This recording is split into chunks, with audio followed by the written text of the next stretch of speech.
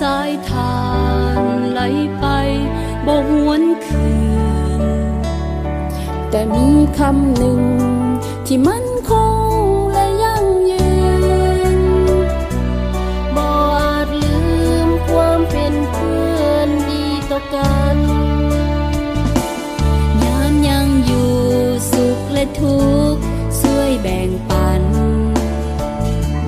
มิตรภาพนั้น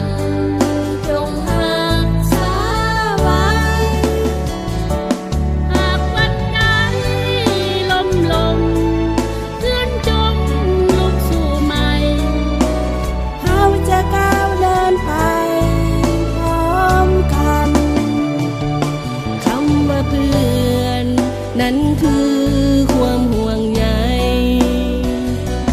คำว่าเพื่อนจริงใจเสมอมาคำว่าเพื่อนบ่มีวันห่างลาชั่วดินฟ้าเพื่อนกันตลอดไป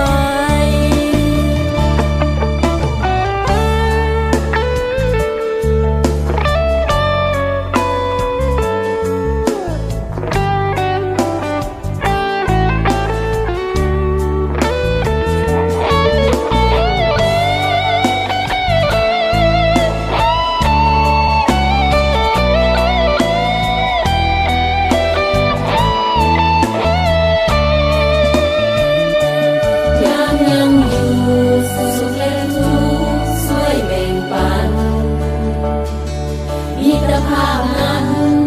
จงรักษาไว้หากวันไหนลงเพื่อนจงลุกสู้ใหม่เราจะก้าวเดินไปพร้อมกันคำว่าเพื่อนนั้นคือ